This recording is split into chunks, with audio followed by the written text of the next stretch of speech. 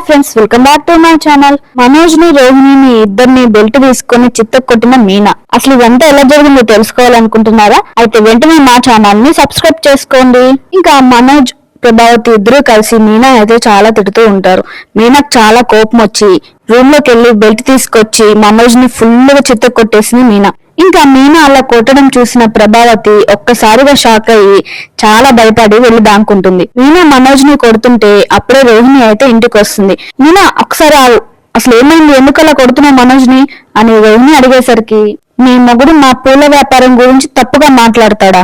మధ్యలో మీ మొగుడికి సపోర్ట్ చేస్తున్నావు కదా, ఉండి నీ పని చెప్తా అంటూ రోహిణిని కూడా మీనా చిత్త కొట్టేయడంతో ఇంకా మనోజ్ రోహిణి ఇద్దరు కూడా మీనా కొట్టేసరికి, కొట్టకు మీనా కొట్టకు, ప్లీజ్ ప్లీజ్ సారీ ప్లీజ్ అని ఇద్దరు అయితే బతిమలాడుకుంటూ ఉంటారు.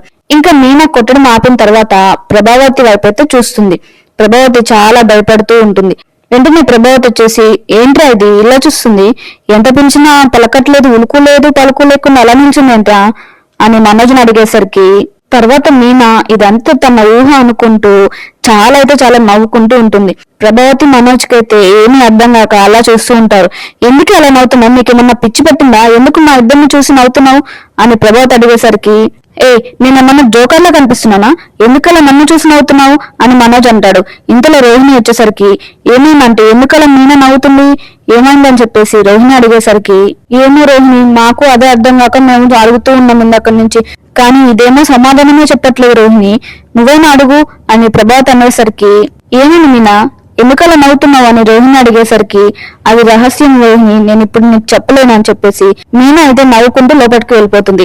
ప్రభావతికి అయితే చాలా కోపం వచ్చి, రే మనోజ్, రహస్యం ఏంట్రా, ఎందుకు ఇలా నవ్వుతుంది, ఇది నాకు అసలు ఏమీ అర్థం కావట్లేదు అని ప్రభావతి అంటుంటే అప్పుడే బాలు అయితే అక్కడికి ఇంటికి వస్తాడు.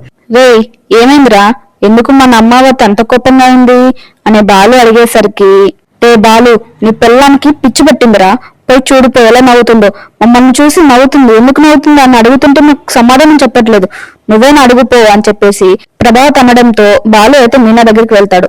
ఏమైనా మీనా ఎందుకలా నవ్వుతున్నావు వాళ్ళని చూసి అని బాలు అడిగేసరికి, మీనా తను ఊహించుకున్నంత చెప్పడంతో బాలు కూడా ఫుల్ గా అవుతూ ఉంటాడు. ఇంకా వాళ్ళిద్దరు అలా నవ్వడంతో ప్రభావతి మనోజ్ రోహిణికి అయితే ఫుల్ గా కోపం వస్తూ ఉంటుంది. రే మనోజ్, ఈ రోజు వీళ్ళిద్దరికి ఏదో పిచ్చి పెట్టినట్టుందిరా, మీరు వెళ్ళండి అని చెప్పేసి ప్రభావతి అయితే అక్కడి నుంచి వెళ్ళిపోతుంది. ఇంకా శృతి వాళ్ళ నాన్న అయితే శృతి ఇంటికి రావడంతో, ఏమైంది శృతికి, ఏమన్నా గొడవ జరిగిందా, సుట్కేస్తే సహా ఇంటికి వచ్చేసింది, ఏమైందని చెప్పేసి శోభని అడగడంతో, నాకు తెలియదండి, నేను ఎంత అడిగినా నాకు చెప్పట్లేదు, అయినా తనకి చాలా జ్వరం వస్తుందండి, అయినా నాకేం చెప్పట్లేదు, నేను ఏం అడుగుతున్నా కూడా ఏం లేదని చెప్తుందంట అని చెప్పేసి శోభ అనడంతో, నాకు ఇప్పుడు చాలా సంతోషంగా ఉంది, ఆ ఇంట్లో ఏదో గొడవ జరిగింది, అందుకే మన శృతి ఇంటికి వచ్చేసింది, ఏదో ఒకటి చెప్పి ఎలాగైనా శృతిని ఇక్కడే ఏం చేసుకుందాం అని చెప్పేసి శృతి వాళ్ళ నాన్న అయితే అంటూ ఉంటాడు. అప్పుడే రవి అక్కడికి రావడంతో, రా రవి లోపలికి రా, అక్కడే ఉన్నావేంటి అని శోభ అనేసరికి, ఆంటీ శృతి ఎక్కడుంది, శృతి పైన రూమ్ లో ఉంది, బ్యాగ్ తో ఇంటికి వచ్చింది రవి, ఏమన్నా ప్రాబ్లమా, ఏమన్నా గొడవ జరిగిందా ఇంట్లో, మీ అన్నయ్య బాలు వల్ల ఏమన్నా గొడవ అయిందని శోభ అడిగేసరికి, లేదండి అలా ఏం లేదు, అయినా శృతి మీకేం చెప్పలేదా నన్ను అడుగుతున్నారు అని రవి అనేసరికి, నాకేం చెప్పలేదు రవి, నేను ఎంత అడుగుతున్నా నాకేం చెప్పట్లేదు, తను ఇప్పుడు పైన రెస్ట్ తీసుకుంటుంది, వెళ్ళి మాట్లాడని చెప్పేసి శోభ అనడంతో రవి అయితే పైకి వెళ్తాడు.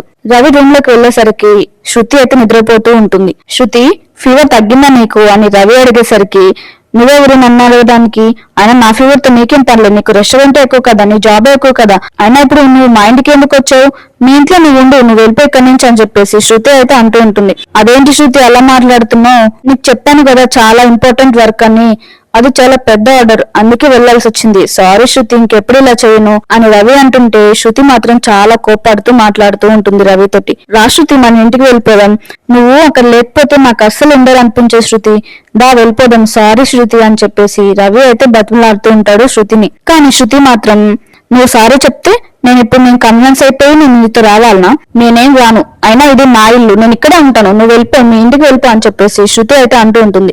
సారీ శృతి, ఇంకెప్పుడు ఇలా చేయనని చెప్తున్నాను కదా, ఇటు చూడు ఒకసారి అంటూ రవి అయితే శృతి కోసం డైమండ్ రింగ్ తీసుకొస్తాడు. రింగ్ చూసిన శృతి, ఏంటి రవి ఇది, డైమండ్ రింగ్ తీసుకొచ్చు, అన్ని డబ్బులు ఎక్కడివి నీకు అని శృతి అడిగేసరికి, ఈ రోజు పెద్ద ఆర్డర్ వచ్చిందని చెప్పాను కదా, అది సక్సెస్ అవడంతో బాస్ గిఫ్ట్ గా కొంత డబ్బులు ఇచ్చారు, ఆ డబ్బులు పెట్టి నీకు డైమండ్ రింగ్ తీసుకొచ్చాను తీసుకొచ్చా శృతి అని చెప్పేసి రవి అయితే అంటూ ఉంటాడు. ఆహా, ఇప్పుడు నువ్వు డైమండ్ రింగ్ తీసుకొచ్చావని చెప్పేసి నా కోపం తగ్గించుకొని నేను రమ్మంటావా ఇంటికి? ఓహో, ఇప్పుడు నువ్వు డైమండ్ రింగ్ తీసుకొచ్చావా అని చెప్పేసి నేను కన్విన్స్ అవ్వాలా ఇప్పుడు? అదేం కుదరదు అని శృతి అంటుంటే, శృతి ప్లీజ్ శృతి, సారీ శృతి అని రవి అయితే చాలా బతిలాడుతూ ఉంటాడు.